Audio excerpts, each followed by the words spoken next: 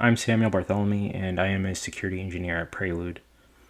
This week, we're continuing another release on our theme of APT40. APT40 is a state-sponsored Chinese threat actor. This chain is called Oasis, and it utilizes some techniques that were found when APT40 targets government organizations. Those tactics are a watering hole attack and credential reuse.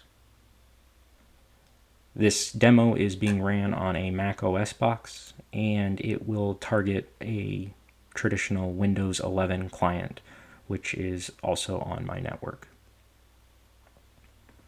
There is two variables that are needed to be set in this Oasis chain. The first one is the waterhole.port, and we will go ahead and set that to 8080. The next one is the operator.api, and we will set that to the default port as well, which runs on 8888. So these are the two facts that are required to run this chain. I'm going to go ahead and hit launch chain, type in Oasis, and you can see the TTPs that are involved. After we run it, we'll go ahead and look at each one in a little bit more detail. So I will hit deploy,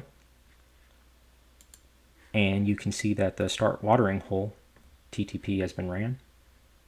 From there, if we go to the 192.168.1.9.8080 website, this is the login form that the user would be presented with. Now, I'm going to go ahead and show you what this looks like on this Mac box, since my Windows box is on a completely different machine. And from there, I will go ahead and type in Mac user and Mac password. So I'll hit submit, and you can see that I'm just forwarded to Google. Now, if we go ahead and look at the facts that have been populated so far, you can see that darwin.username was Mac user, darwin.password was Mac password, and darwin.ip was the Mac IP. And you can see that these other TTPs here have not been ran to check RDP and check SMB credentials. That is because it knows that this came from a Darwin box and it's not a valid check against those. So I am going to go ahead and turn to my Windows box, and I'm going to go ahead and enter the credentials that are reused for these services on it. And when I hit submit, you can see that these two have ran. These other two TTPs have ran. You can see that this was the IP that my Windows box is on, and you can see that this was the user that I had typed in and the password I had typed in, which I had created this account before, so these are valid credentials. And when it checked, you can see that json.valid.rdp was yes, and json.valid.smb was yes.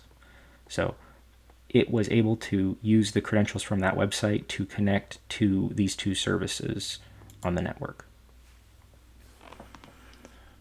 So to look at each TTP in a little bit more detail, the start watering hole is just a simple Python server that gets started up, and when the user hits submit, it will go ahead and post those credentials to the operator API. Install Impacket and install PySMB. Impacket is used for a lot of utilities for testing against Windows services. Impacket could actually run versus the SMB and RDP credentials, but I wanted to make sure that there was two separate services that were used. So PySMB is the other one. This is running just on the regular third eye agent, but the check RDP credentials, as you can see here, uses a payload of rdpcheck.py, which is a modified payload that was needed so that it would be able to utilize the operator interface. And then the check SMB credentials is also a Python script, and it does not use a payload.